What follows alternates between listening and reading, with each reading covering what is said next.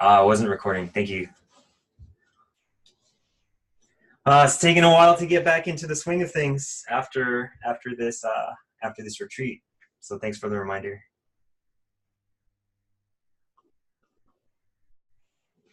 Does pipenv come with Python install? Where does the command come from? I don't remember. I don't remember the answer to that question, Andrew. Because like you set up your environments and you install a bunch of stuff and then you forget about them. So it's been so long since I installed pipenv. Um, I think pip comes with Python installed, but I think pipenv you have to install yourself. Um, but that's a good question. Um, I think you have to install pipenv yourself because it also depends. Like I have a Mac, and on Mac, the default is Python 2, so Python 3 does not come installed. So pipenv, there's like pip and pip3, and I think pipenv also works the same way. Although I don't think you have to do pipenv3. I think you do pipenv dash dash 3 to run pipenv with Python 3. Are we going to do group debugging here? We can. We can definitely do some of that. I want to leave this pretty open-ended, but maybe before we dive more into questions, I'll spend a little bit of time talking about our overall goals. The questions like why are we learning Python? Why are we learning Django? What are some of the characteristics of Django, and what are the goals for this week?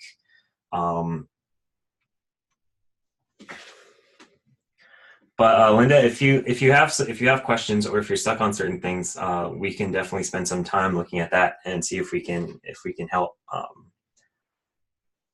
diagnose what the issues are.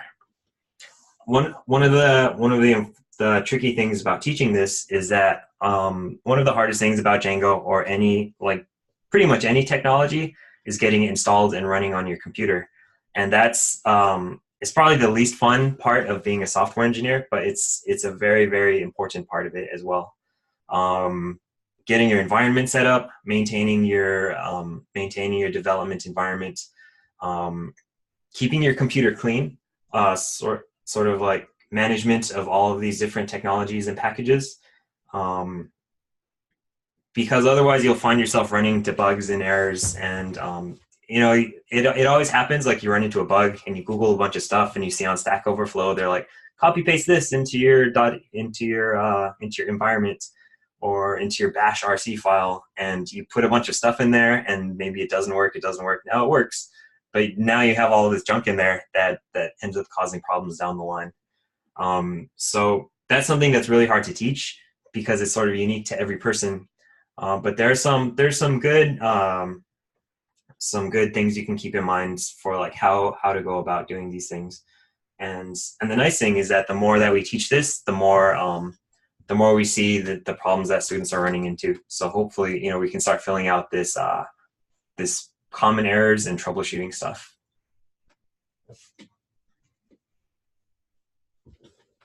Okay. Okay. So before we jump into questions, I'll start with this overview. So what is Django? Let's look at Django. Django is a Python-based free and open source web framework which follows the MVT architectural pattern. MVP is kind of unique to Django. You may have heard of MVC, which is a model view controller. And MVT is pretty similar to that, except Django just sort of has different names for it. What this means is it's a way of separating each of the functions that a web server will need to provide, and it separates them into separate parts.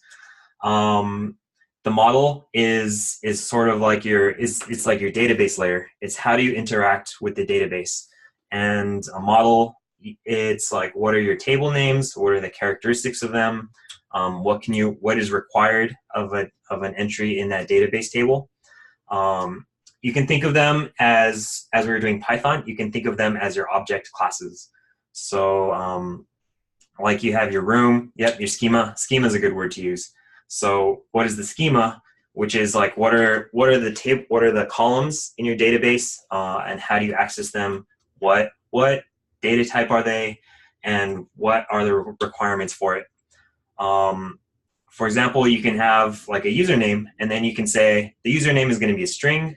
It needs to be between 3 and 20 characters long, and it cannot include any of some set of special characters. So maybe it can only do letters, numbers, underscores, and spaces. That's all handled on the model layer. There's also functionality that you can have behind models. So, for example, let's say you create a user. Let's say you're creating a what's a good example? Let's say you're creating a chat app, and every time you like in Slack, every time you create a new user, you need to create a personal room. So like on my Slack, I have this personal room for myself. So you can put in the model layer on create. So every time you create a new user, you also run this other method, which will create a personalized chat room, and that room will be associated on a one-to-one basis with your user. So all of this happens on the model layer. You can also do things like maybe every time you create a user, you send an email asking for it with an activation code. You see this very often in applications where you need some sort of security. So you put in your username, you put in your email, and then it will email you an activation code that you have to click in order to activate your account. So that will always that'll happen in the model layer. Basically, it's you create your whenever you create any user, no matter what, you send an email to that user. Then you have the control C in MVC, or in Django they call it MVT. The view layer, which handles interactions between the model layer and the view layer. Now this is a little confusing because what Django calls the view is different from MVC view, but so the view is somewhat equivalent to the controller, and that's like what is when you get requests, when you get things from the user, like commands from the user. How do you? It's sort of the layer between user interaction and the model. So an example of something that would go in the view layer is like an API request. So so you can create an API endpoint that will read, like let's say you want to write a command that will get a list of all users. So the user will make a command, will send an API request, and it will interact with the model layer, and the model layer will return this list of users, and then you can display it back to your the person who makes the request. So in MVC, you can call that the controller, or Django calls it the view. Then the final is the template. Template is like HTML. Basically, what does the user see on the web page? For this week, we're going to be working with Django as an API server, which means that we don't actually have views. So our server is not rendering any HTML, but you can render HTML on your server, which will, that handles like with different routes. You hit a route and then it will return the HTML.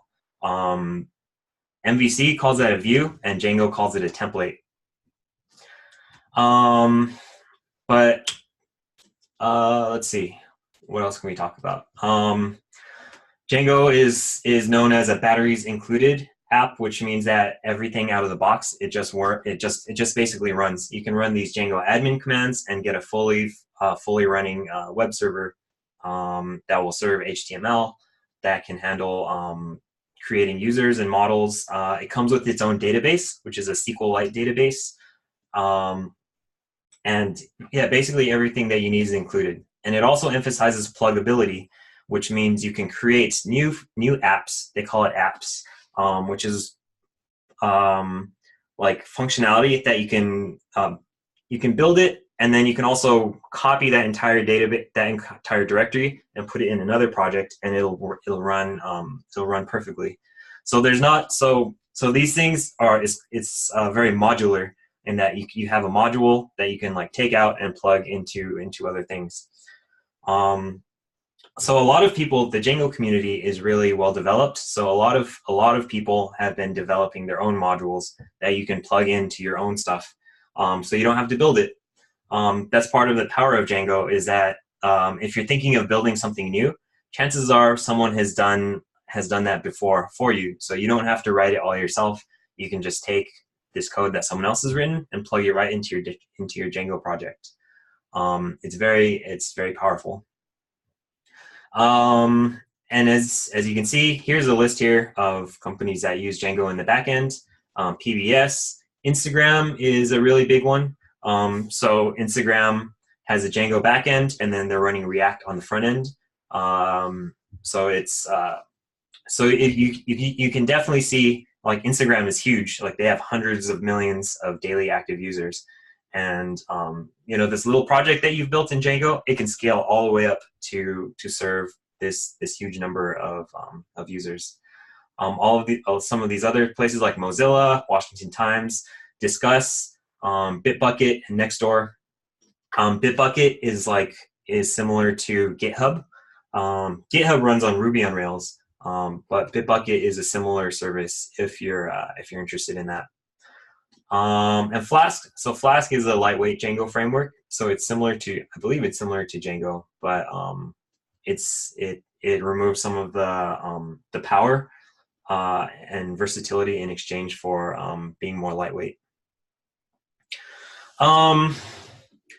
Instagram does a ton of image and video processing. I'm guessing that stuff is happening on a separate in separate services. Like, I don't think that the image processing will be done in Django. Django is like, Django also isn't it's not hosting the media, but I mean, I'm not sure exactly how the architecture works of Instagram, but there's probably a CDN. A CDN is like a media, I forget what it stands for, but it's where the media is hosted. And I'm guessing Django is more for, like, this is your login. This is you're storing. These are the list of your images that you're holding, and it'll like return a link, for example. Like if you look at this Wikipedia site, like, there's probably like, okay, this is the web page. The web page will point to this text, and then part of that text will be this URL. And then this URL is going to be hosted somewhere else. Let's see if we can look at this. Let's click this. Inspect elements. This is probably going to be hosted in some place. Okay.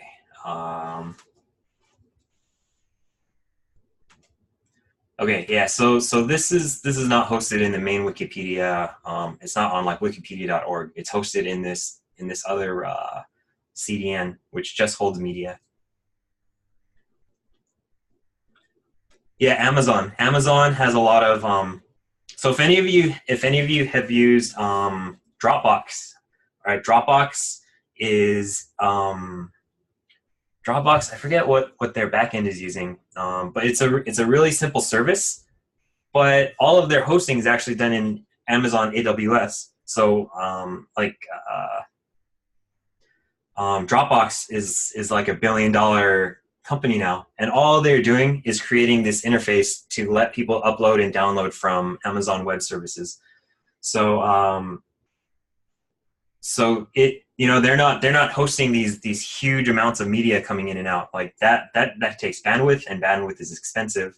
So all Dropbox does is it handles, like, your username, who are you friends with, handles permissions, and all of the actual media uploads and downloads are handled with AWS.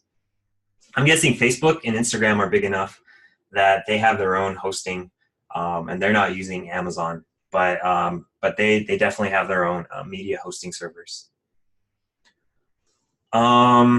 You could just use an image uploader that connects directly to Amazon buckets or something similar. Yes, Brian, that's how most things work. Like, if you if you're creating a website with a lot of images, or something where you're allowing users to upload and download images, you probably want to use something like AWS to host the media.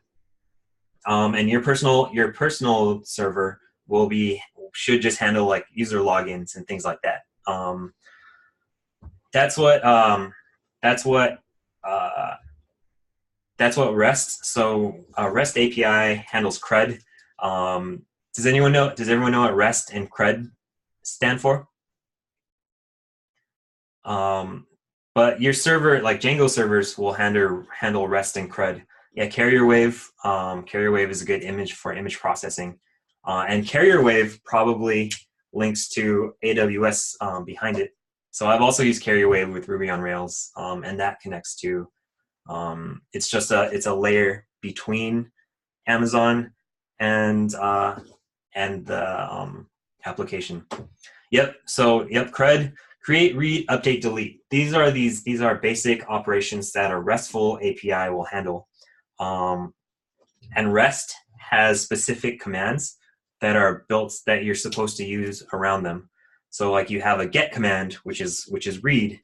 You have post, which will create a record.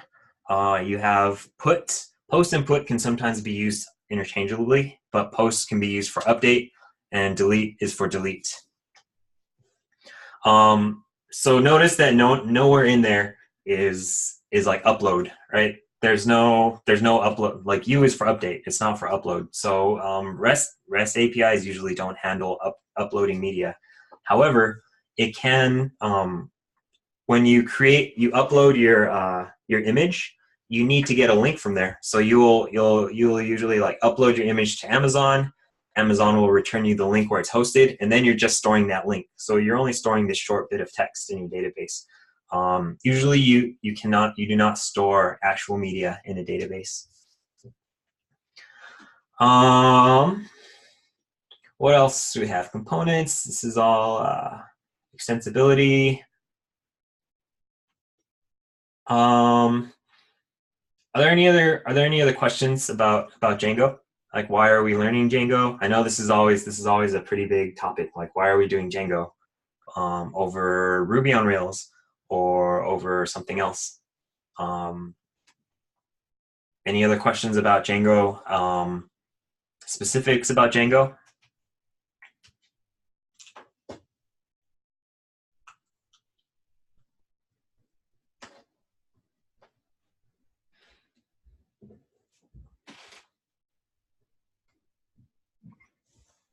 Yes, you will definitely. So next week is going to be your first CS project week, and you will be using Django for that. And it's also, so this project is pretty cool in that it will combine a lot of the stuff that you've learned.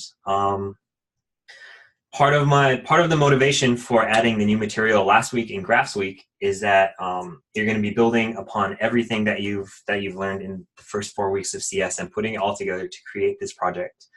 Django is really cool in that it's quick to get an API server up and running.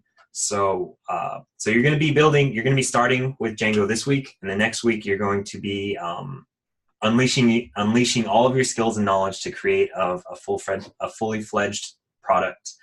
So we're going to go through, like, this is kind of crazy, but you're learning this entire framework in this 1 week, and then next week you're going to be building something really cool with it.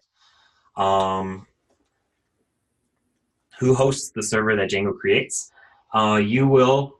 That's another part of your challenge for this week, or that's made your entire challenge for this week. So to host your server, you can host it locally, but most people you'll probably want to host it on an external service, right? Because otherwise, you can host it locally, but you'll have to keep your computer on all the time. You know, you're going to have users using your bandwidth, your like personal bandwidth. So usually you'll use a service like Heroku. Heroku uses Salesforce servers, and Salesforce is a humongous company with servers all over the place. So you'll upload your code to Heroku, and then Heroku will handle all of the requests. So they have great server uptime. They have distributed servers, so if people are accessing it all around the country, they're not going to be routing to your specific computer. Um, and it has a lot of really good tools for database management. Yeah, another reason that so we've learned a lot of Python um, this week, and Django is built in Python, and you'll be using Python to add code to Django. So that's a pretty natural transition to be writing code in Python and transitioning to Django. And as you complete, as you're going to see some stuff that looks really familiar from earlier in the curriculum that you'll see coming back in your Django project. Does it matter what service you use? Um, uh, does it matter what service you use? So there are other services that you can use to host a Django project. Um, I have personally only used Heroku, and Heroku is what we officially support in Lambda School. So and Heroku is great. Heroku is great. Like I've used Heroku a ton with Ruby on Rails, and you can host your site for free. The performance is really good. The support is good, and scaling is really nice. So if you want to add workers to it, it's really inexpensive to do so. Um, and that's something that we know works really well. And because it's hosted by a big company like Salesforce, you have pretty good guarantees that you're going to have good performance. And Heroku is something that we've seen. Like I've used it at my previous jobs, um, and I know it'll scale up as much as you need. Um, so DigitalOcean works. Heroku, it's free to get started. It's $7 if you want to add a production dyno. A dyno is basically you want to have guaranteed uptime for your app. Otherwise, it'll go to sleep after it hasn't been used for a while. But it still works fine.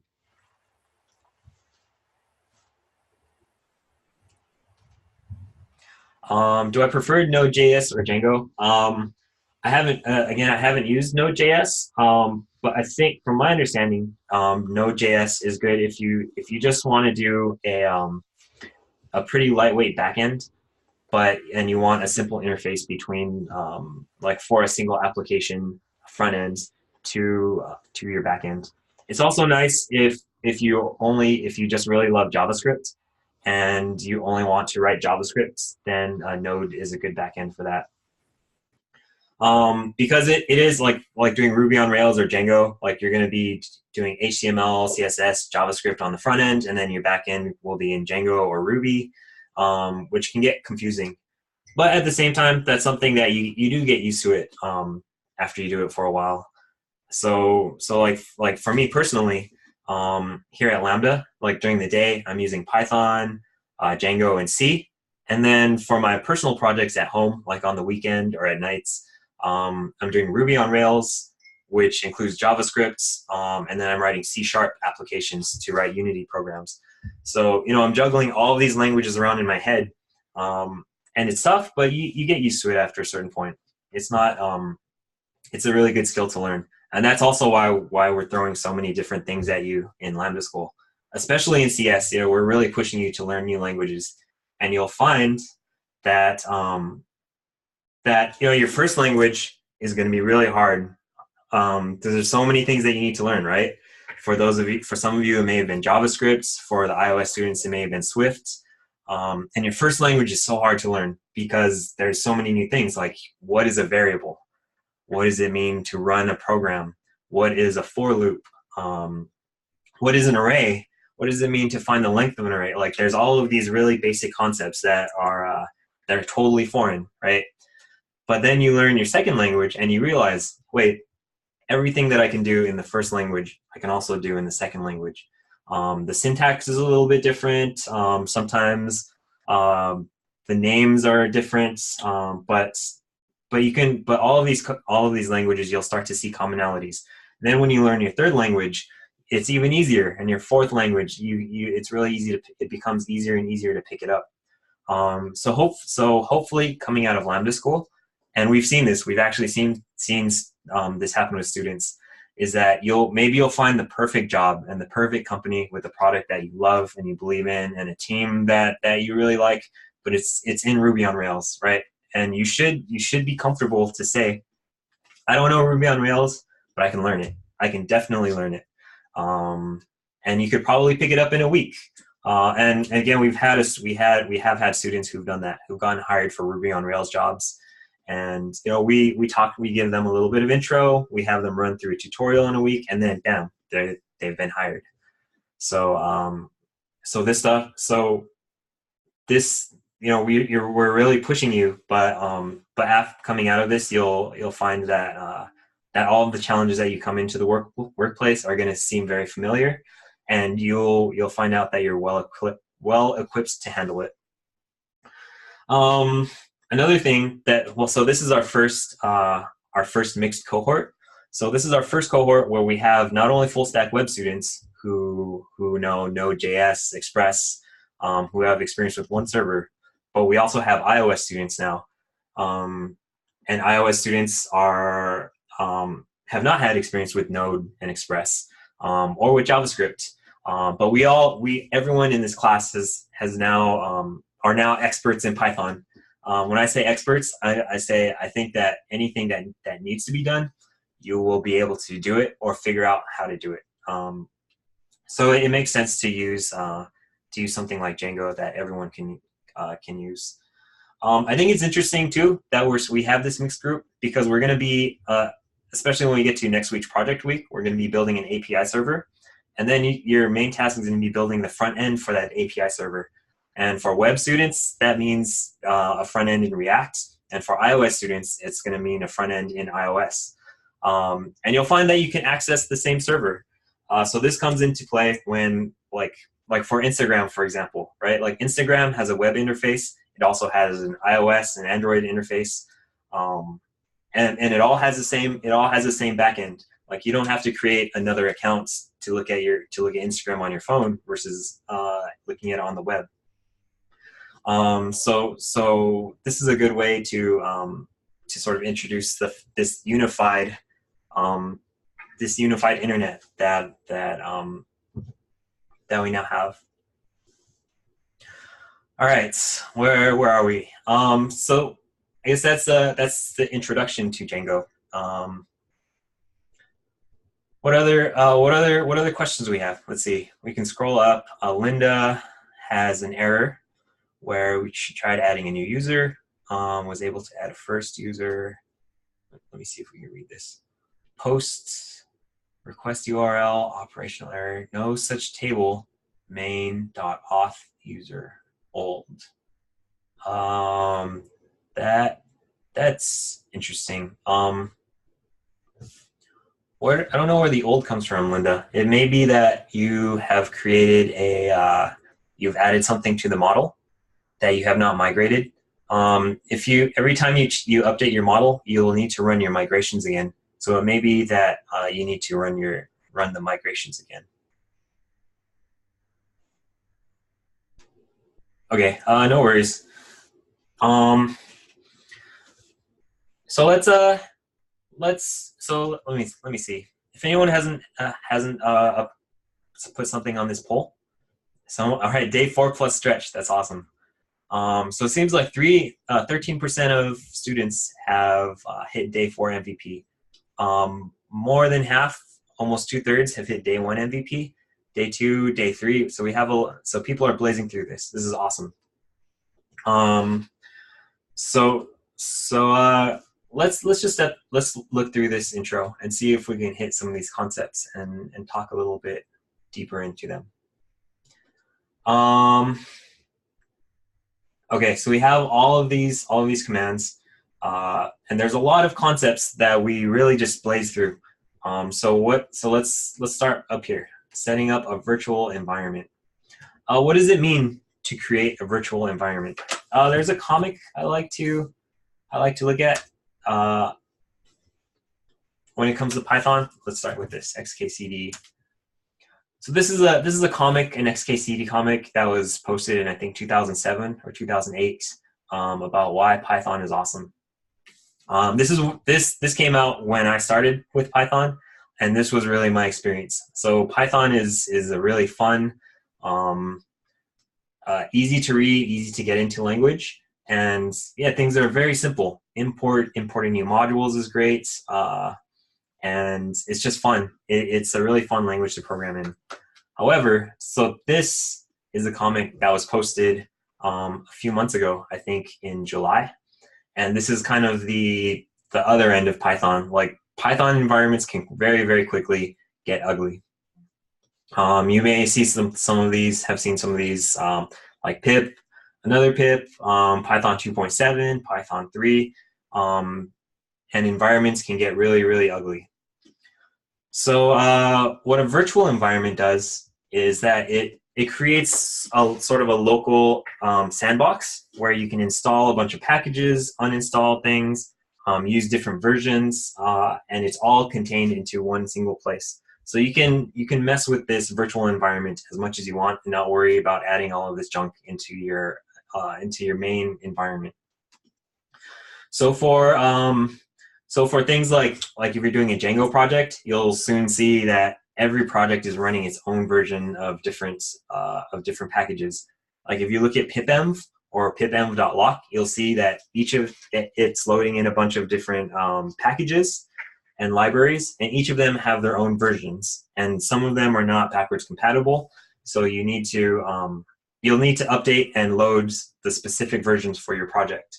And a virtual environment lets you keep it all contained, all self-contained into one project. So that's why it's very good to use to be using virtual environments.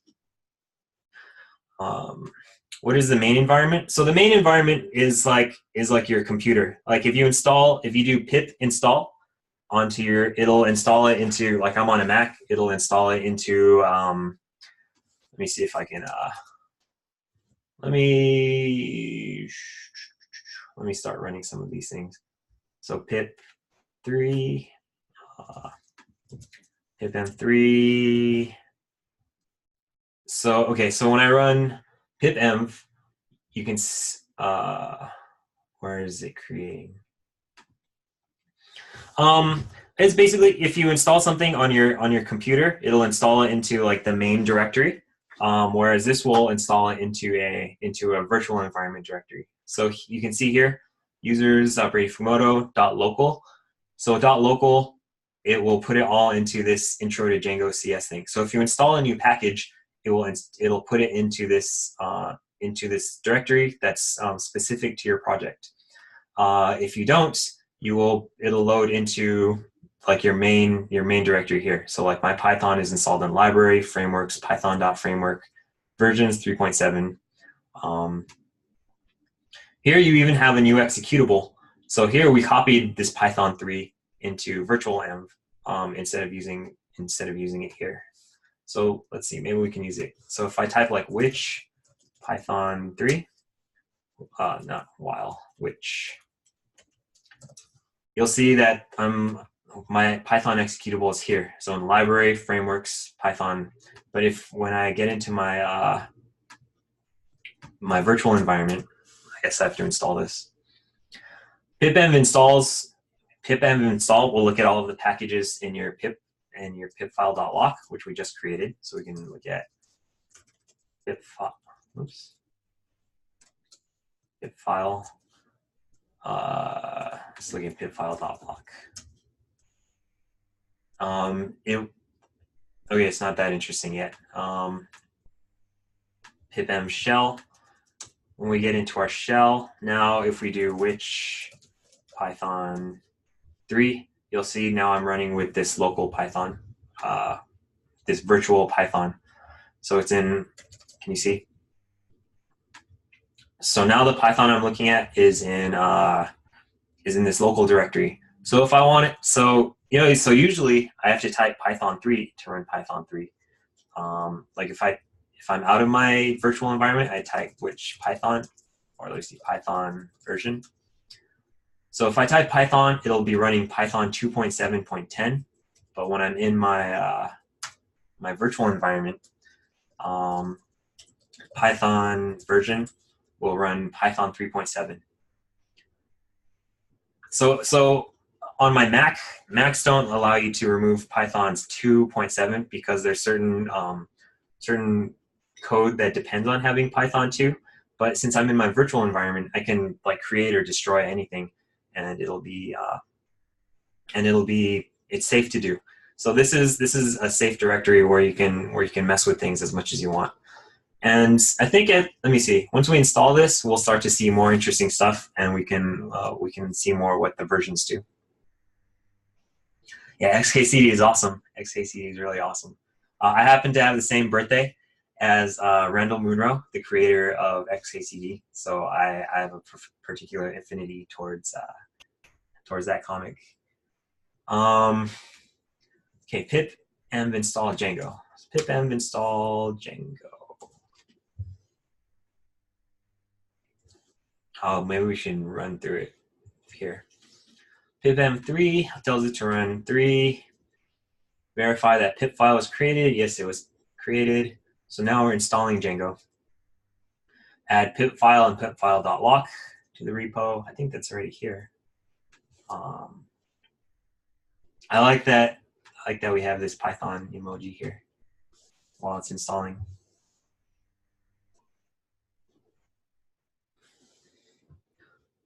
It's taking a while.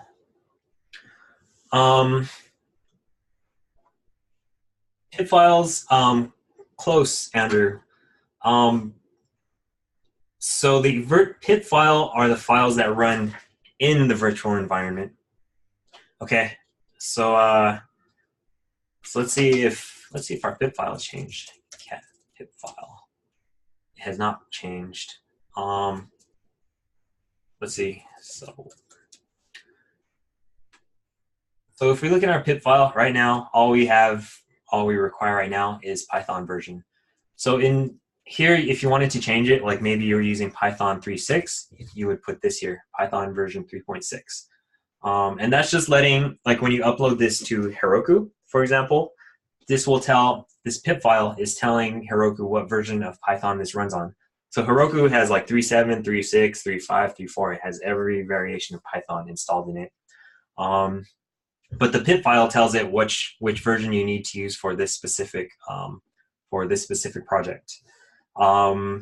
As it goes along, like, if you're doing this project 2 years from now, there's going to be Python 3.8, Python 3.9 now, but maybe you want to freeze it on Python 3.7.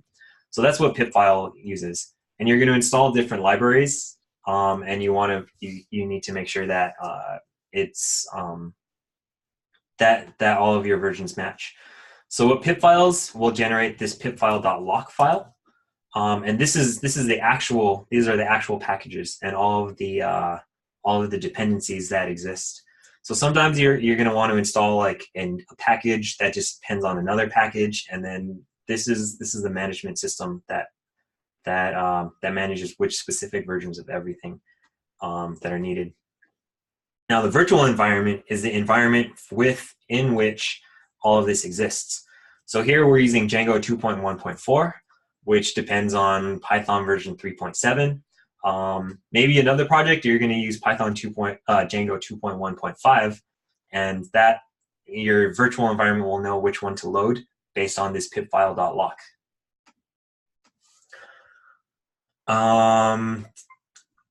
Do you do pipenv install PySQLite for when getting an error after running Python and managed py.db shell? I don't know. I've never had to run that command, so maybe. I don't think you need to do PySQLite. Don't you just do SQLite 3? I think SQLite is just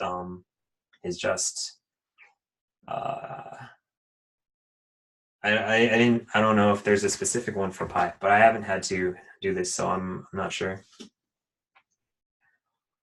Okay, I guess I should give this disclaimer ahead of time. So before Lambda School, I never used Django before. and I started doing Django. I have a long, many years of Ruby on Rails development. And Django is very, very similar to Ruby on Rails.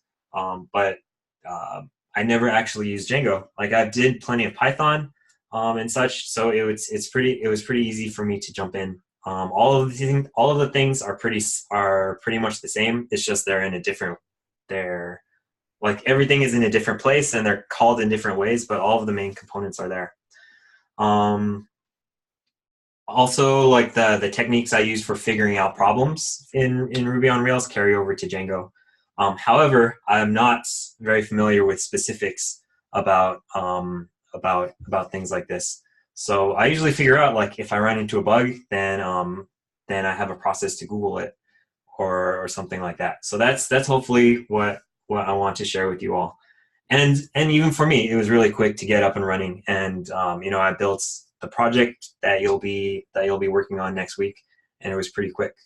So hopefully I'll be able to share some of this with you. Let's see, where were we in our thing? We installed Django. Now we can do Django admin. Let me see. So we did this. We can start. We can do start project. Now, if we look at this, it created a bunch of this created this new directory called dj.org. If we look at dj.org, if we look in this, it created a settings file, a URL file, and a WSGI file. We can look at URLs. This sets up what our URLs are and how we can access them. So when you type in your URL plus the admin path, then it will look at the admin URLs. And admin is something that's built in. Admin is a function that's built into Django that lets you, without doing any work, it'll let you look at all of your database tables and update them, delete them, manage them as needed. Settings. So this all comes for you. It lets you import OS. This is a Python function. It lets you set up your base directory. It has a secret key, and it comes with all of these different installed apps. It also comes with a lot of middleware, which is a layer between the requests and the Django projects. This is middleware comes from, it used to actually be like when you had rack servers, there would be rack middleware, which would be hardware that the request goes through the middleware and then it goes to the actual server. So this will help like intercept malicious code, malicious requests. It'll handle things like CRSF, which is like requests coming from unsafe sources and things like that. This is your database. If you want to update your database, so right now we're using SQLite, but for production databases, you may want a more powerful thing like Postgres, or you can use MySQL also. But this lets you set up what database you're using. And there's a lot in this settings.py file. Would it be good to consider Rails versus Django for a company? Rails versus Django. You mean like if you're starting a new project, like you're saying, okay, I'm going to build a company, or I'm building a product that will do this, this, and this, and you want to say, should I build it in Rails or in Django? Or are you saying, would it be nicer to work for a company that has a backend in Django versus one that's in Rails? That's a good question. That's a really good question. If you're looking between Django and Rails, it's mostly a matter of preference, I think. There's some upsides and downsides to every language.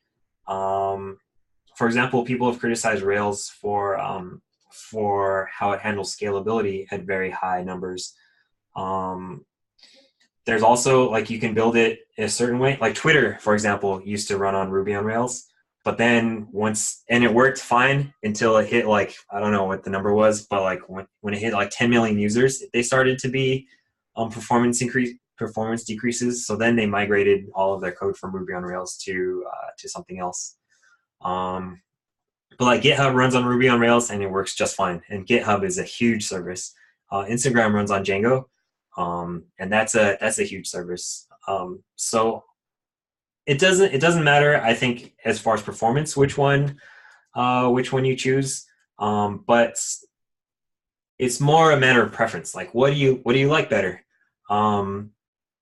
That's and with Django, you're going to use it. You're going to see you're going to run into a lot of pros and maybe some cons as well.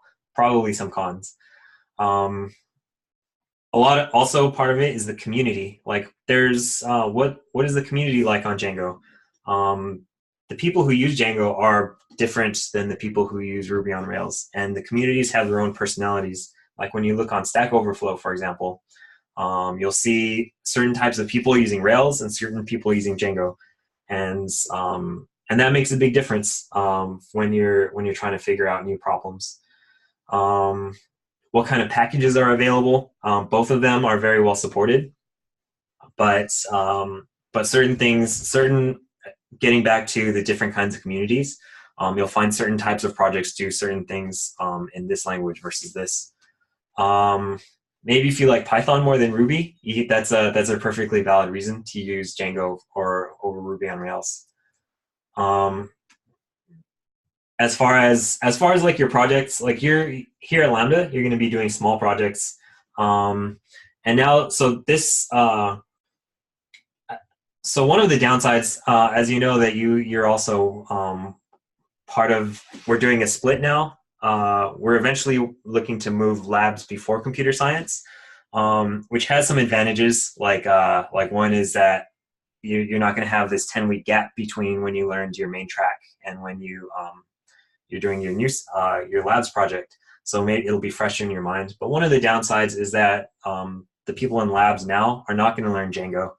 So when you're thinking, what backend am I going to use? Well, at that point, they only probably know one backend. So you're probably going to choose Node because that's all I know, right?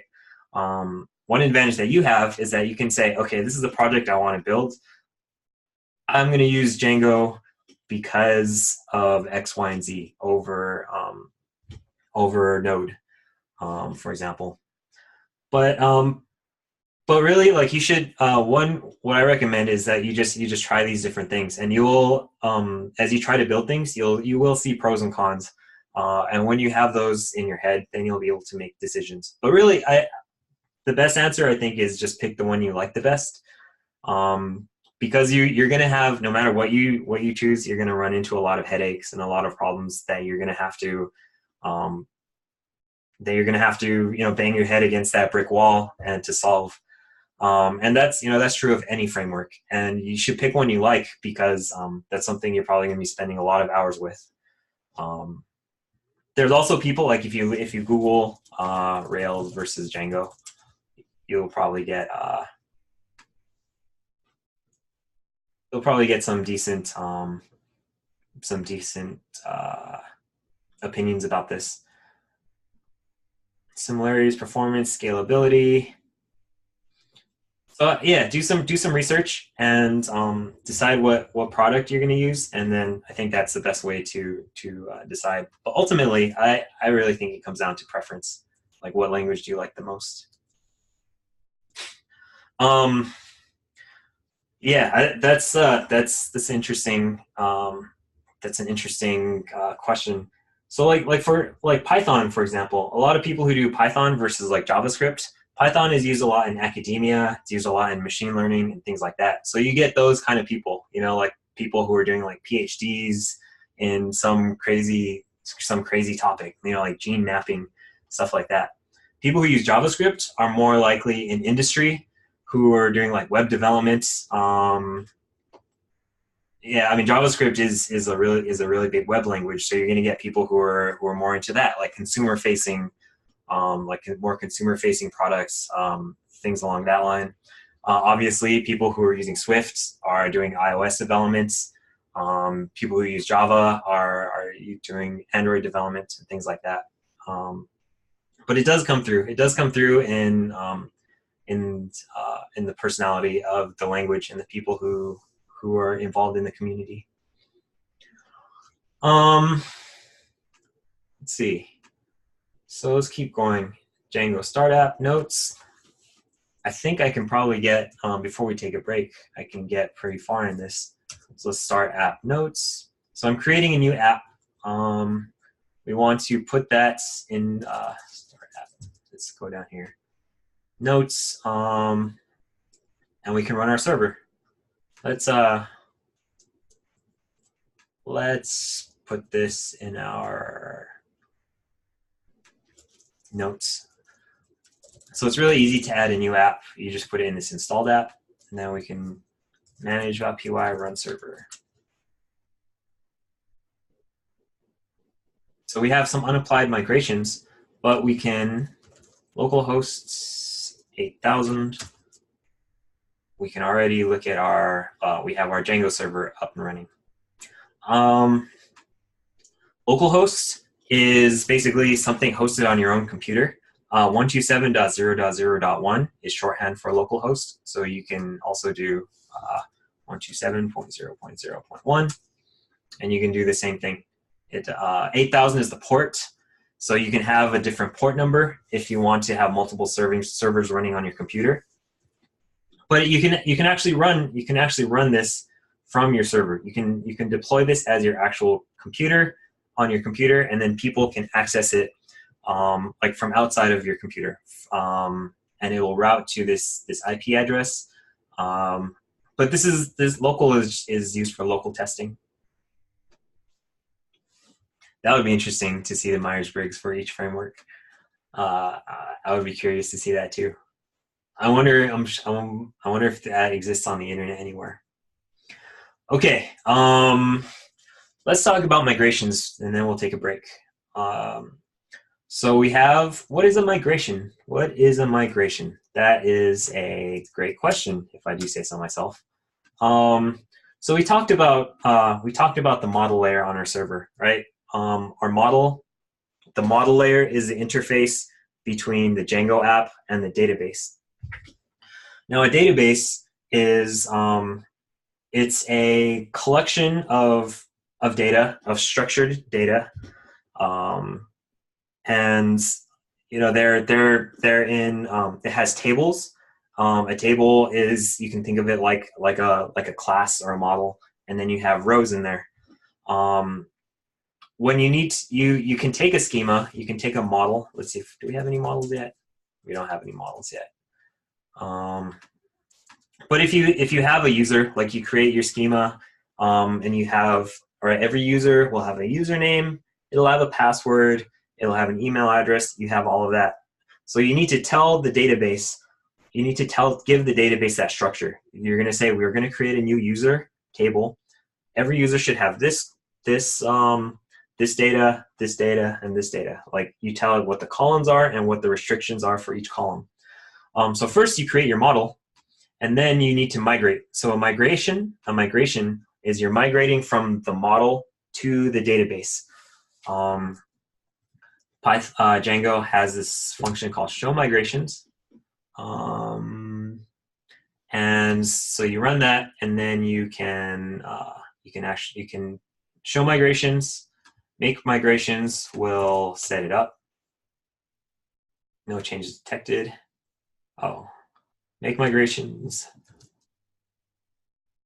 show migration. Oh, I need to add notes to models.py. All right, so let's add our model here.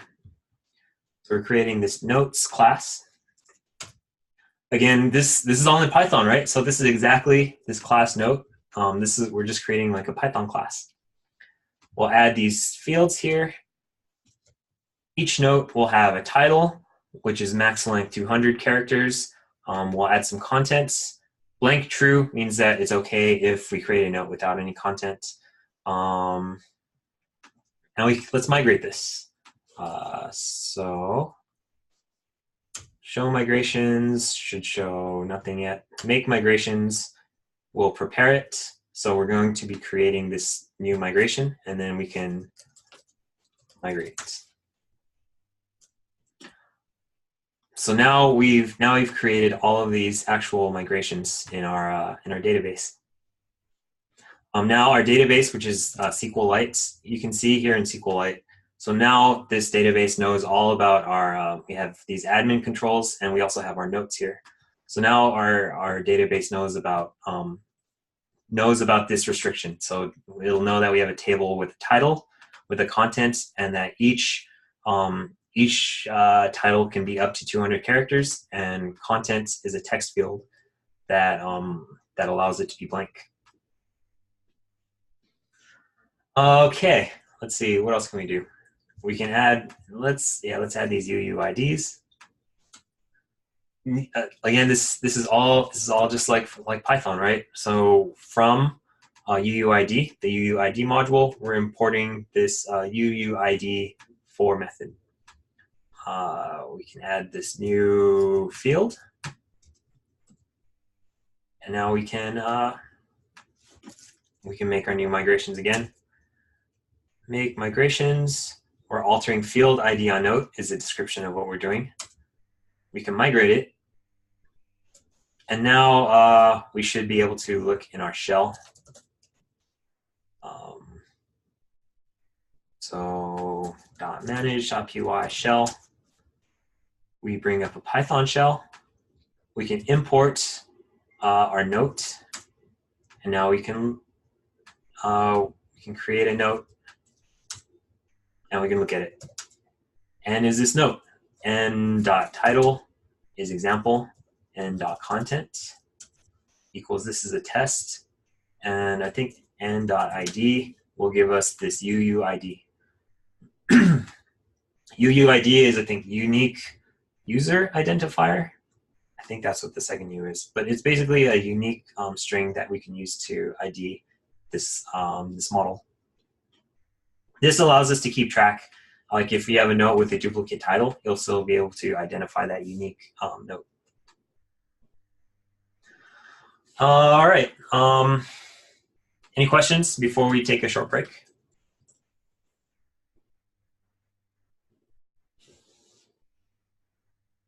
Okay. Let's take a 5-minute break, and we'll come back. We'll keep moving through this, and we'll see if we can answer some more questions.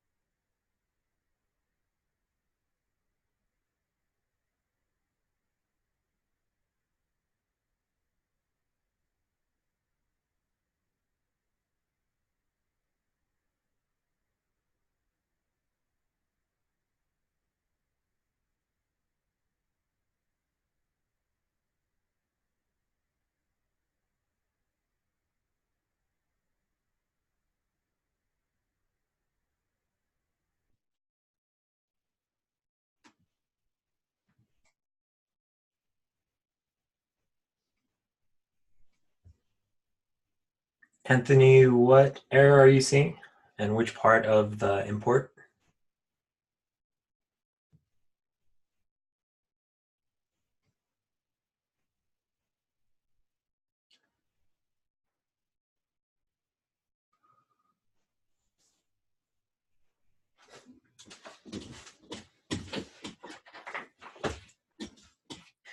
made changes to one of the model classes, e.g. adding a field or changing the field value, make migrations, then migrate would rewrite the whole table. It would, I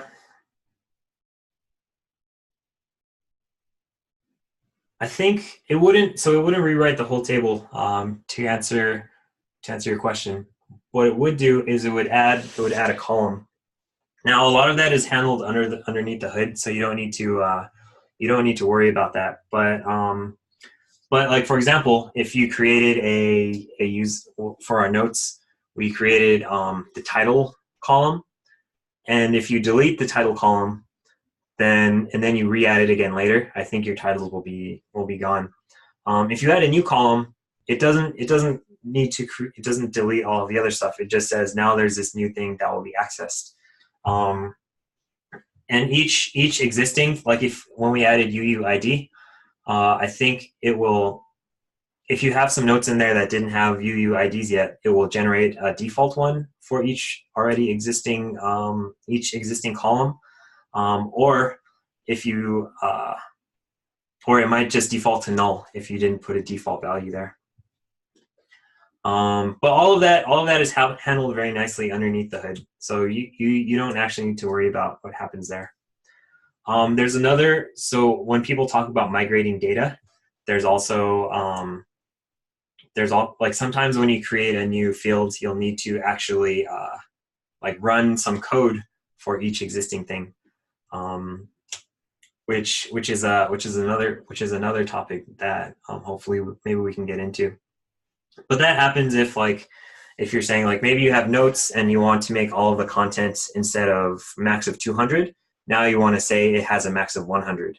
Now you're gonna want to go through everything and see, all right, what happens when the fields are too long. Maybe you want to handle it in some certain way instead of just deleting it. You share and unmute. Okay, let's see. Time is almost up. All right, we're back. Sure. Let me manage Anthony. Here we go. All right, Anthony, you should be okay. Maybe you're not. That work? Hello. Yeah, that works. Let me go ahead and share here.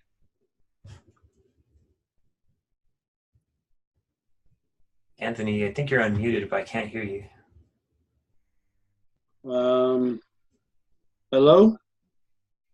Can you not hear me at all? Something on me. I can see. Yeah, I can see your thing. Is it my headphones that are not working? It's weird. What if I unplug this? Yeah, I think maybe it's just you, bud.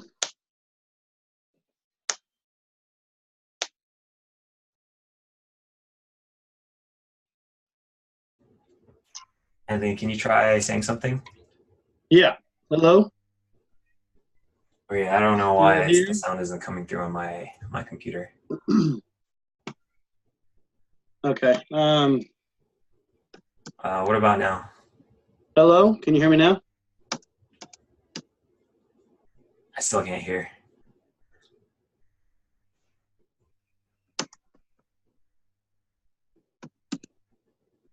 Hello. All right. Okay. Since you stopped sharing, I'm going to go ahead and share now. Sure.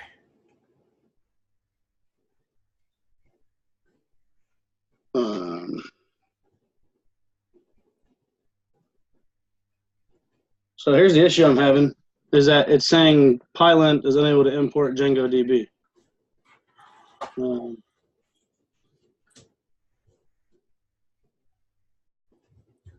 I feel so left out that I can't hear what's going on. All right, but I can see this code.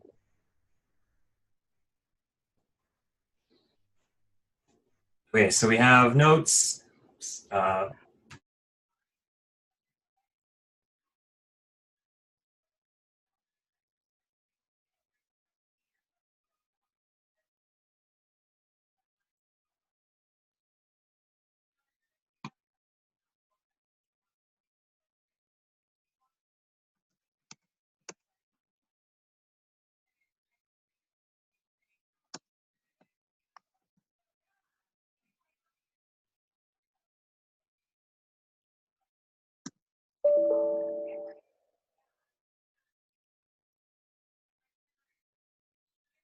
Can you hear me at all? Or is that a no still?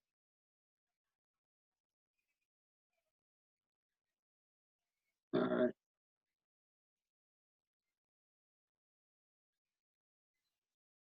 Um,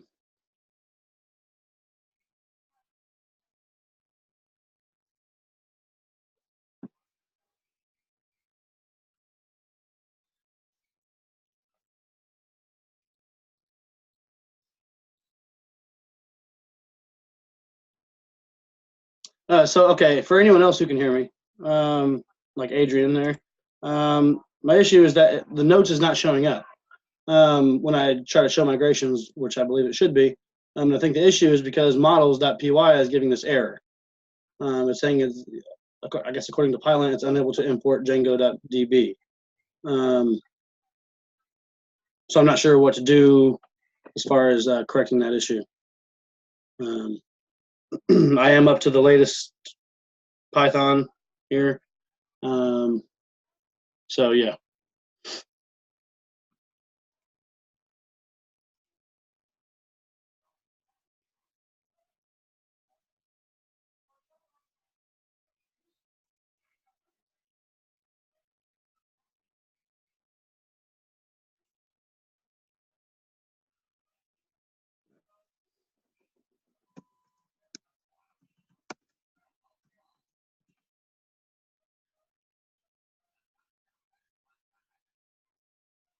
Hmm.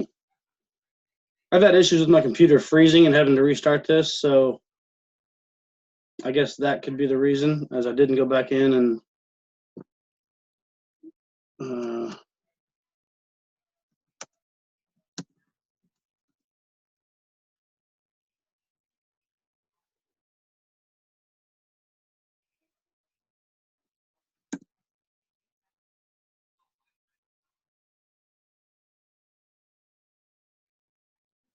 yes, the issue I'm having is that I believe the error, Adrian, I'm getting in models.py is causing the notes not to show up when I show migration.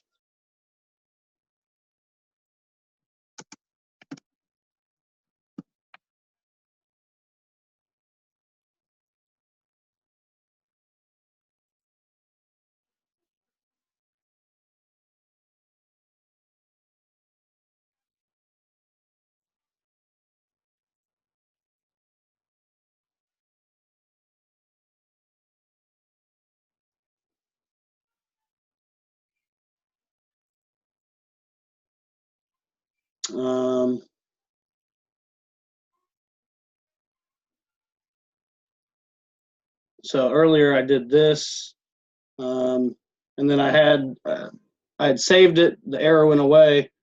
I ran migrations, and the error came back up in models.py. Then also I realized I was in the root folder instead of the project Django. So that's when I came back down here and ran it in project Django. And then the migration showed up just fine, except for notes not being there.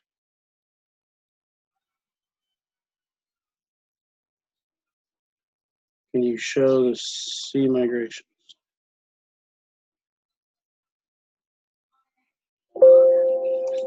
Yeah, hold on.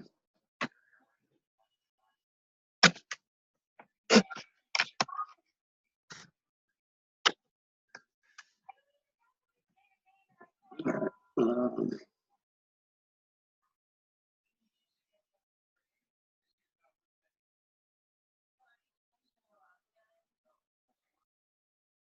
Brady, open settings.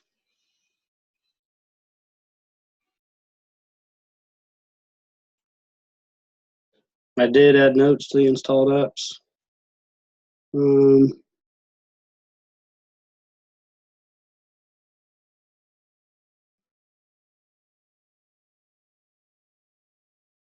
do I get when you run the server?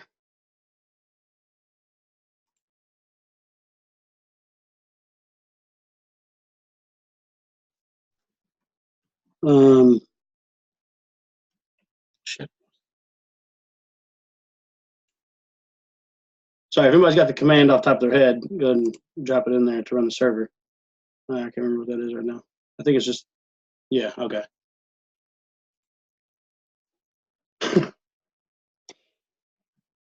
Pretty self-explanatory there. Wait. I think I need to be in that directory in the project Django, if I'm not mistaken.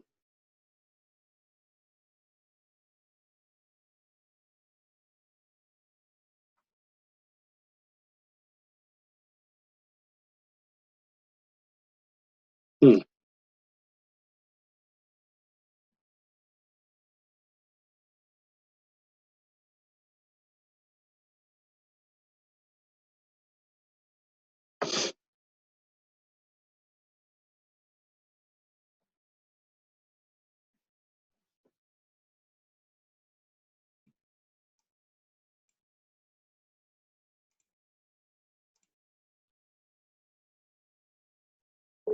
Your scan has been completed.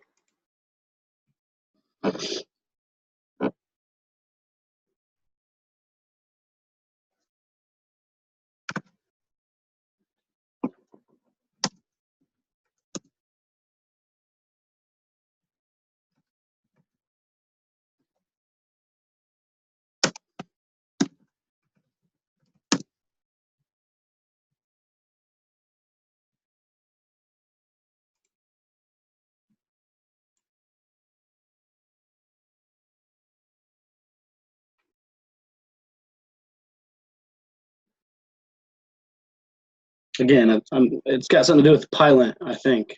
But I'm not sure how I can correct that.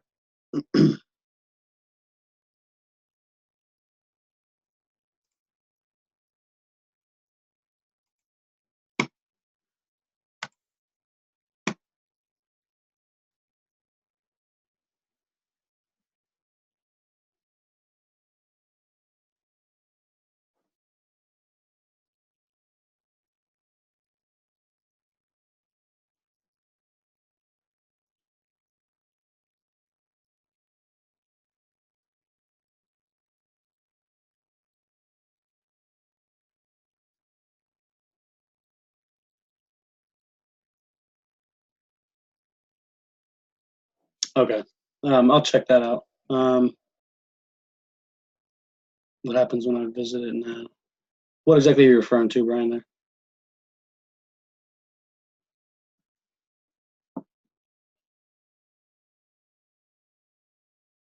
I apologize to everybody.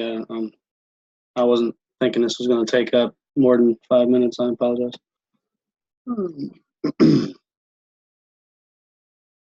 Oh, localhost. I assume that's what you're talking about.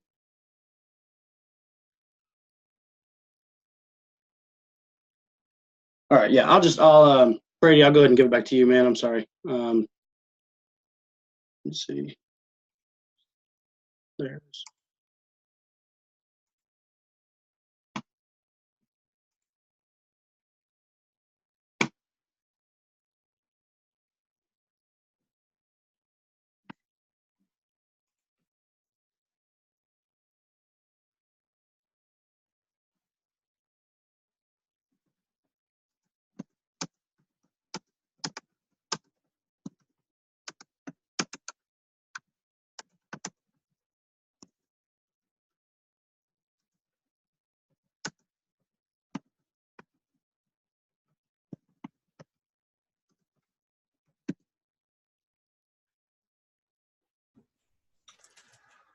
All right.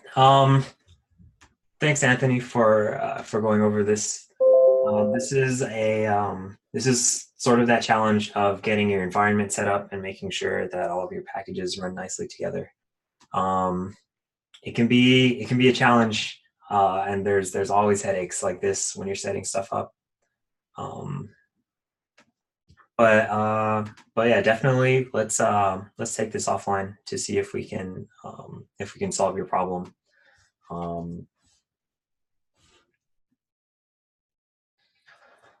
Let's see, where were we? We did some make migrations, shell. The shell is really cool. You can set stuff up using the admin interface, but you can also add things and manage them using the shell. I personally prefer using the shell just because I like Python, and it lets you do very powerful things. Um, but I think for some people, it's easier to use the admin interface. Okay, so migrations, adding data. This is really cool. So if you want to look back at your graphs week, you can all of the code you ran to create random rooms or to create your random social network in the challenge, you can run that stuff in the Python shell just by copying. Instead of doing creating a new class, you just do the same thing with this, and you have to add this .save function, and it will write to your database. So it's very powerful. This Python shell is extremely powerful. Today, for day one, we also ran this decouple. So what's the point of having a .env file? Pip-m install decouple. So let's install this. We can add it to our settings, .py, add from decouple, import config. Now we can create a .env file with a secret key. Now, if we look at here, it says, warning, keep the secret key used in production secret. So for different applications, you have secret keys that you don't want other people to be able to access. Especially if you're doing an open source project where all of the code will be on GitHub. You still don't want to have these keys available to the public. So for local development, you put it in a .env file, and then when you deploy it to Heroku or wherever, then you add it to your Heroku environment. But this is not going to be in the code, and you never want to make this public in GitHub. So you should never commit a secret key. That's why there's this big security warning. Keep the secret key here used in production a secret.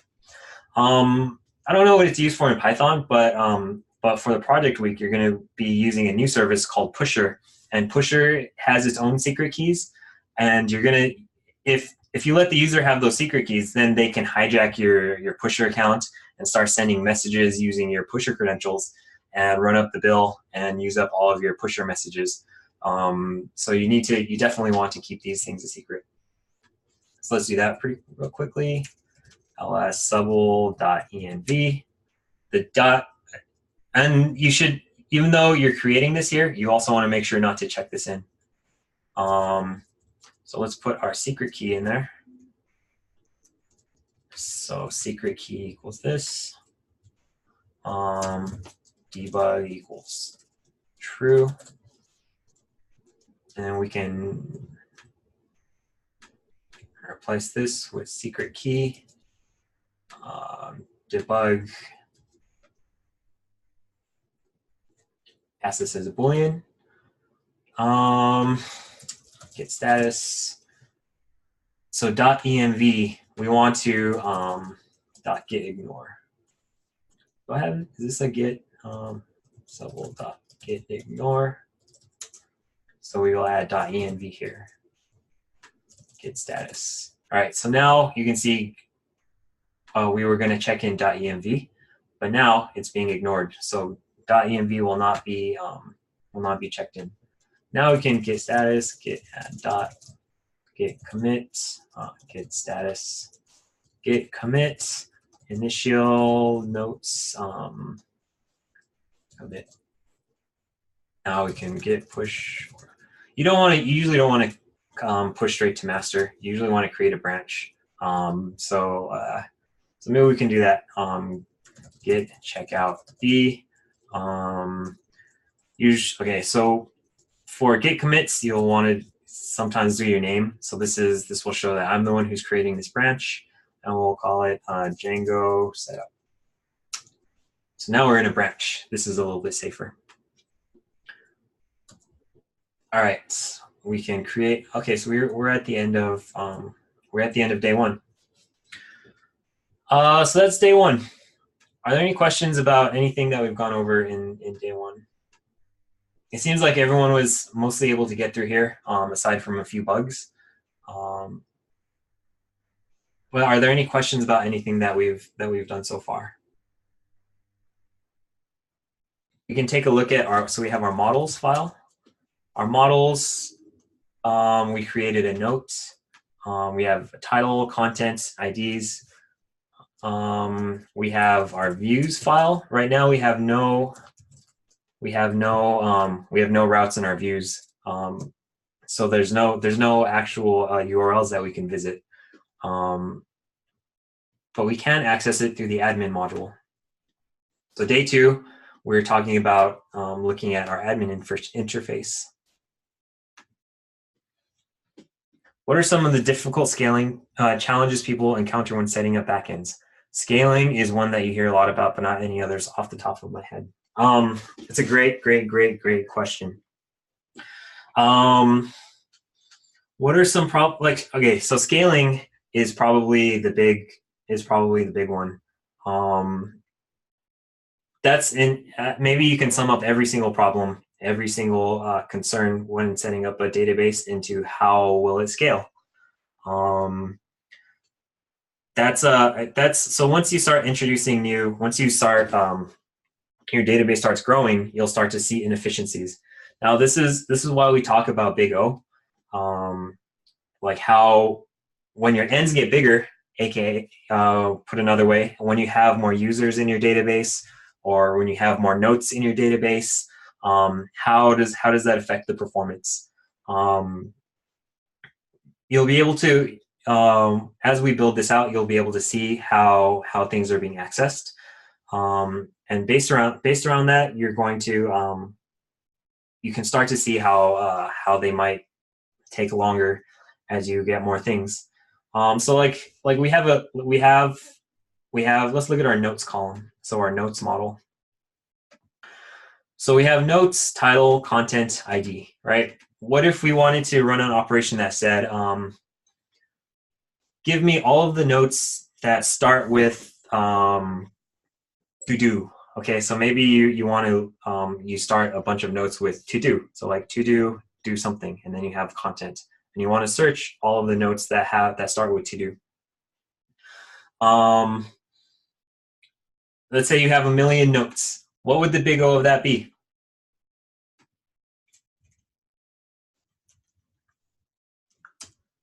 What would the big O of the operation?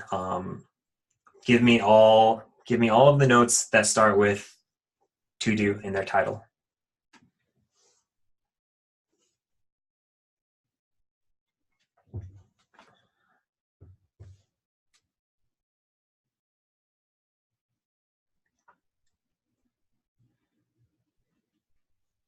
Big O of n equals 1? Big O of n. So it would be big O of n. Because if you have n notes, you would need to look through each of them and pull out all of the notes that match your query.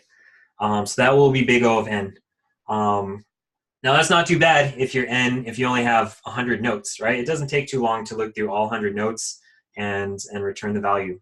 But what if you have 1 million notes? Then it's going to start taking a long time. It can start getting slow. So so there's some ways we can speed that up. For example, you can index a column. We can go over that later. But what indexing does is it sorts your okay, it doesn't technically sort, but it gives it indexes. So it'll say like what order your models will be in based on that column. So if we're sorting by title, now sorting by a string will basically put it in alphabetical order. So if we know that our title is sorted, now how does that affect our big O?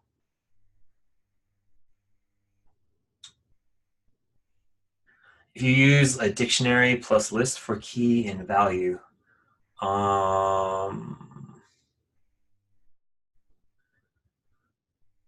if you're looking for all of the keys that start with something, then you can't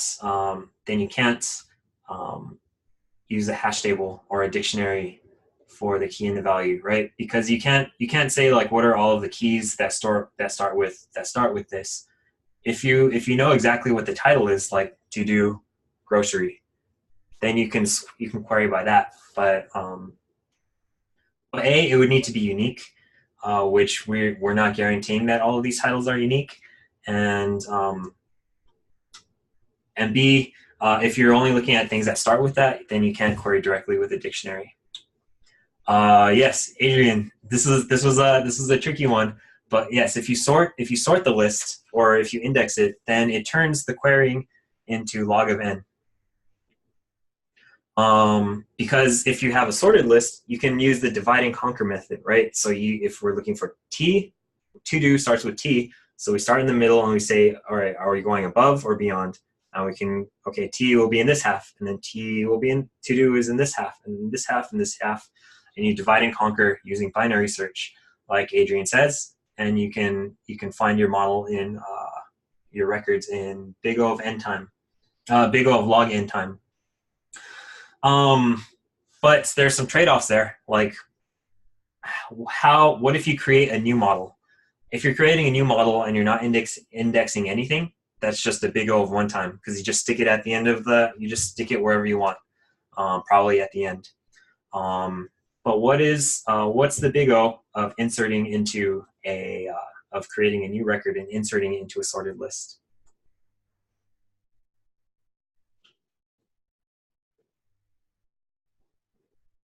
Inserting into a sorted list is because you need to figure out where the spot is, right?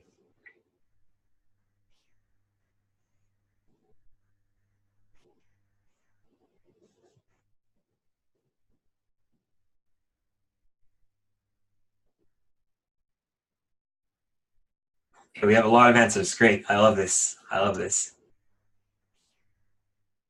All right. Well, it turns out that inserting into a sorted list is big O of log of n. So I'll put some fire on David. All right. So it's actually is big O log of n, because similar to when you're trying to find something in a sorted list, you're trying to find where it goes, right? So if you have a list of A, B, C, D, E, F, G, H, I, J, K, L, N, M, N, P, and so on, and you have something that starts with F, you're going to need to find, all right, where is the last E and where is the G, and you put it in between there. And to do that, you're going to do a similar like divide and conquer thing. Those of you who did heap sort, who did the heap sort exercise today, it's a similar kind of thing. So if when you're running the heapify function, when you're doing the sifting up and sifting down, that's a log O, that's a log n operation as well. So that's a similar way of doing sorting. And the reason, so most sorts occur in n log n time, because you need to, you're basically inserting into a sorted list, that's a log n, and you're doing that n times since you're doing n different elements. So that's where n log n comes from for most sorts. But these are all trade-offs. So you can see that there's some trade-offs there, right? If you create a sorted list, if you're indexing a column, it's faster to read and it's faster to find something, but it's also slower to insert something. For certain things, like inserting happens less frequently than searching something. So it's usually a good idea to do that. Usually you almost always sort based on IDs. So IDs are almost always indexed when you're creating records, which lets you find them very quickly. Unsorted. Yeah, if you're adding something to an unsorted list, and when I say list, I don't actually mean like a Python list or a linked list. I'm saying inserting it into a database. The way databases are actually structured in the way that we talk about data structures is a little bit mysterious, and each database handles it in a separate way. But if you're adding a record to a database, maybe that's a better way to say it. When you're adding a new record to a database or adding a new row to your database, that will be big O of 1, because you don't care where you put it. You pretty much just put it at the end. But if you want to put it in sorted order or in indexed order, then it will be a log n operation. Why are UUIDs needed when you already have an ID column? I don't think that do Django models have an ID by default? Let me see. Whoops. So let me try. Let's try commenting this out and remigrate. Okay, whatever. /manage. Make migrations. Migrate. And then what am I thinking? /manage shell. Okay, so now we can import our note.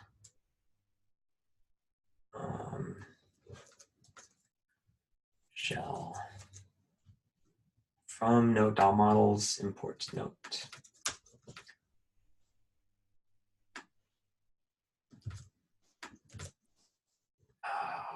We need to make these straight quotes. This is one of the most annoying things. I think changing curly quotes to straight quotes. And save. So we have n. Did it save? n.id. So n doesn't have an ID. You can do dir of n and see everything that it has. n.title. I guess. So Python models don't come with an ID by default. So maybe that's why. So that's why we're generating an ID here. And this column will generate a UUID. So that's the unique identifier. PK. I wonder if PK and .pk will work. So that does nothing either. PK is primary key. That's like an identifier that you can use to uniquely identify it. So PK will probably default to your ID, and that way you can refer to it. So Postgres and SQLite and MySQL are all what's called a relational database, and that's something like, okay, when your columns have relationships to each other, like you have users, and each user owns a note. So every note has a user associated with it. That's called a relation. And relational databases will, like when you have a note column, you'll have a foreign key which refers to its user. So it would be something like user ID equals something, and then you set up. It's going to be like an integer. It'll be like models.primary key, and that's a way of relating each note to a user.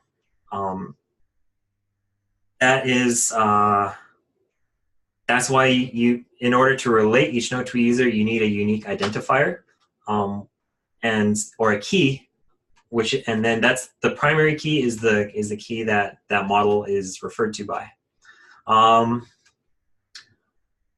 Sure. Great question.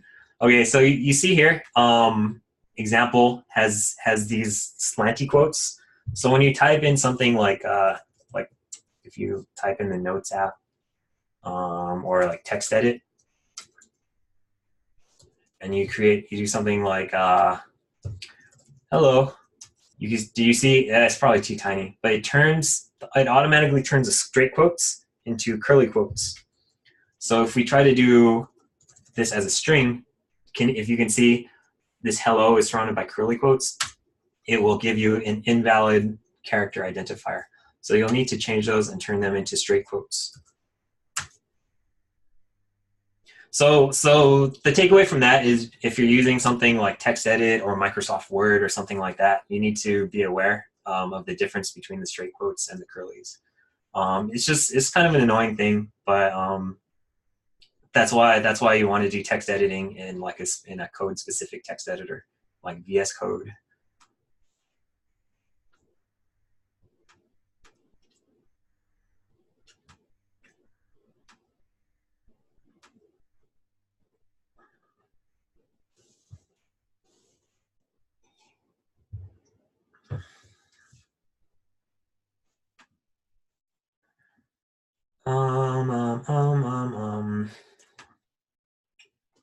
So we have these notes. We end save.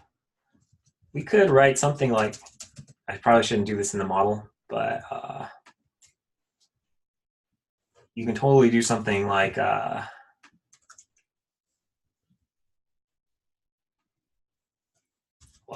for I in range 0, 100, title equals F notes I. This is a note, and we can run something like this. So now we're creating 100 notes. We'll let this run for a while, and now we can do notes. How do I get this again? Notes. I have to dir notes. I think it's like note.objects. Notes.objects.count. Okay, so you see we created 100 notes, and here's our notes equals this, notes.10. Oh, I guess we can't do that. I think it's like gets, note.objects.gets10.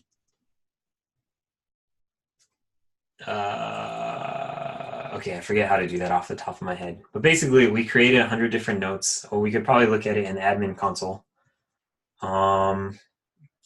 So let's in our remaining few minutes, let's look at that.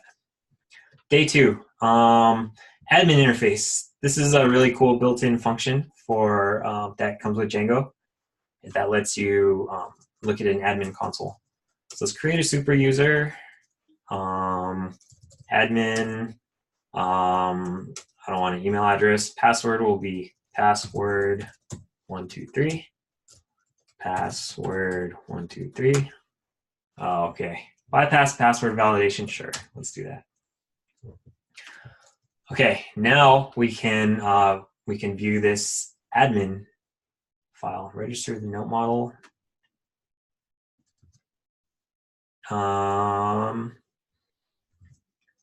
In the notes.admin.py, notes.admin.py, we can register this here.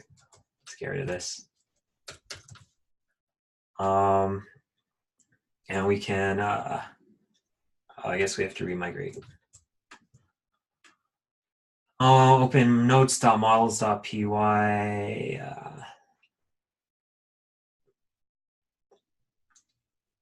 All right, make migrations. The name note is not defined. Where is that?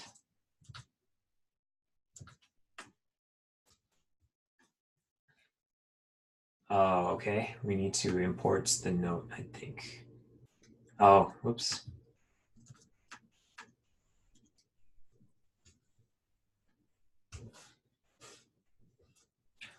Migrate. Open notes.models. Oh, we can skip that. And let's run our server.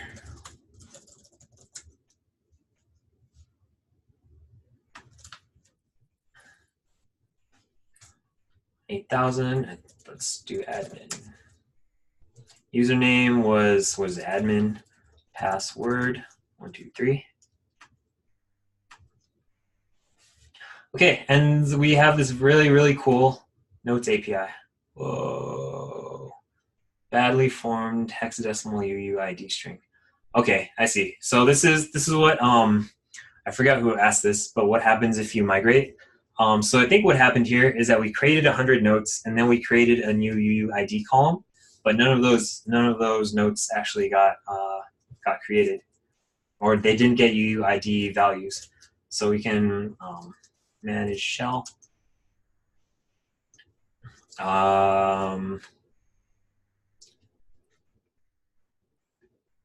Let's see. Let's dir notes.objects. There's a way to delete all. I forget what it is though.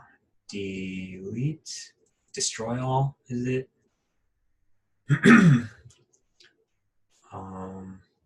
Maybe it's in dir.note. Delete.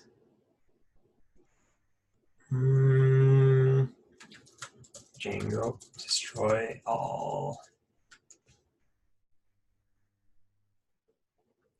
What is the Django command to delete all the commands in a table? Oh, okay, I think it's this. Note.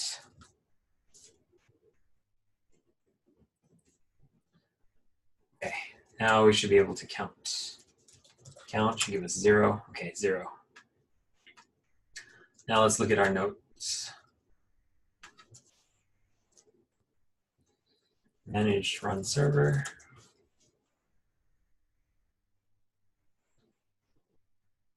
So now we can add a note.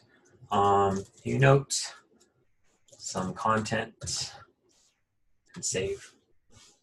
Okay, now we have this note, our content here, and we have this UUID. We can, let's see, then shell, manage.py, shell. Now let's do this note thing again. For I in range 0, 100, n equals notes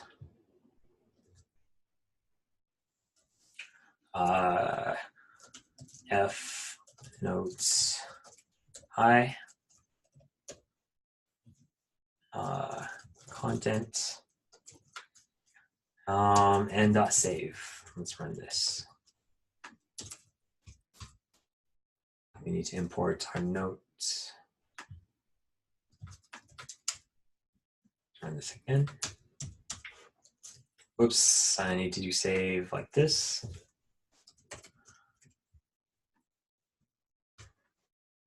All right, so we created 100 notes. Let's look at our admin. So now we have 100 new notes here. We can look at each of them. Here's note 55. This is our content. Notes 56. So on and so forth. And if you look at our server as we're doing all of these things, you can see what the requests that are coming through. Now these are all REST requests. So when we load this, let's reload. We did all of these gets. So we're pulling all this JS and the CSS, which is to format this. We have an image, but the key request that we're looking at is this guy. So we're doing a get of this admin record. Here we have get notes. I think this is for our first one. So this is our server is serving all of these requests to this page. Underneath the hood, though, it's an API. So this is a cool way that you can write code you can build and test your stuff. And you can see, so we built 100, but if you built like 10,000 and then you wanted to start, let's see, we can do like notes.objects.get title equals note 55, and we get this object. So n equals this, n.title equals note.55. So if, let's see, what if we could create a lot more, and then we can run these queries and see how it starts to slow down. So this is a good way to test scalability. You can create a bunch of notes, and then you can run queries like this, like give me a note with the title note 55. Or if you create 1,000, you can say note 555, stuff like that. Okay, let's see. So day 2 is about getting the admin function working. SQL. This is a good tool to. These are very commonly used things. Do notes only exist in this virtual environment? Great question. So if we look, let's look at our. To answer your question, notes. We have this file db.sqlite3. This is your database. SQLite is a very small, a lightweight database that is stored in a single file. If you use Postgres, like here I have Postgres, and these databases are stored in other places. So I have all of these different databases, but when you do SQLite, it's all stored locally. So those records are put into this file db.sqlite. So if you have someone who has the same schema as you, you can just hand them the SQLite database, and they should be able to read the same records outside of it. And even when you exit so I'm going to exit my virtual environment, and this database is still here. So they will persist. Great question, Andrew. Defaults. So this is cool stuff. Notes, personal notes under the hood with SQL. SQL stands for Structured Query Language, and SQL is actually the way that the commands can be passed to this database. Usually typing out SQL is kind of a pain, and you don't. It's pretty complex and it's very easy to make mistakes. So Django has something called an ORM, which is what this shell is. So ORM, I forget what it stands for. Object Relation Management, maybe. But it lets you do commands like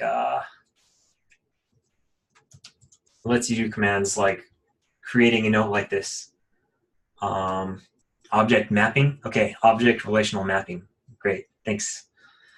So there's all these acronyms. I always forget what they stand for. But when you create, let's see, let's create this and see if we can see the SQL happening on the back. Notes X.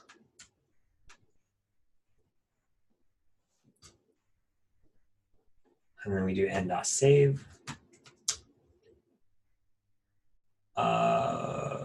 Okay, I guess it doesn't show it. But what this is doing, if you look up a SQL command, it's gonna say something like I'm gonna look it up. SQL creates record. Insert into. So it's gonna change this code that you wrote, this Python code, into something like this. Insert into notes, and then you have to supply the columns, and it needs to be exactly the right number of columns.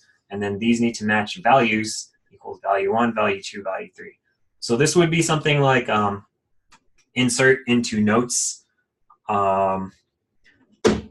title, content, and then values would be note X and then content. And if anything is misaligned, it's very easy to make mistakes.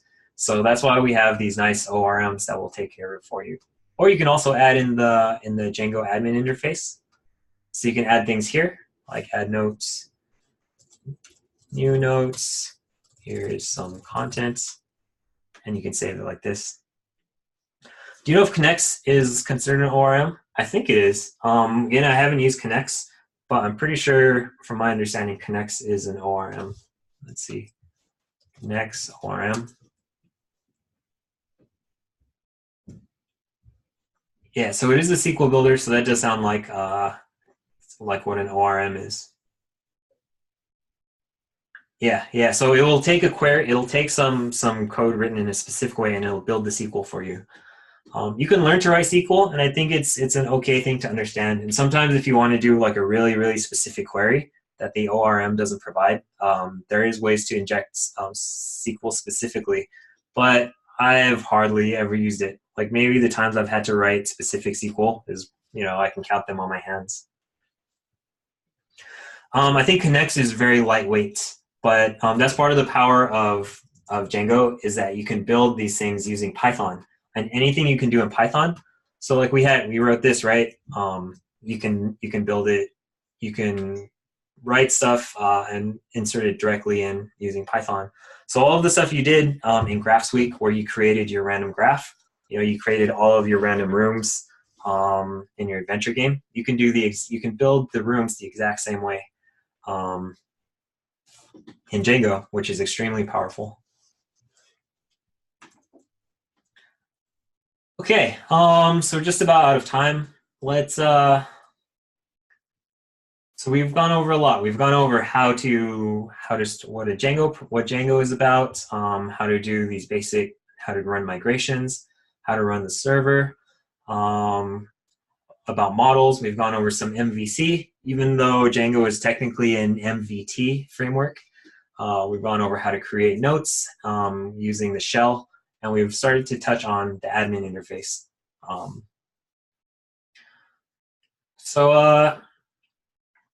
We've what else?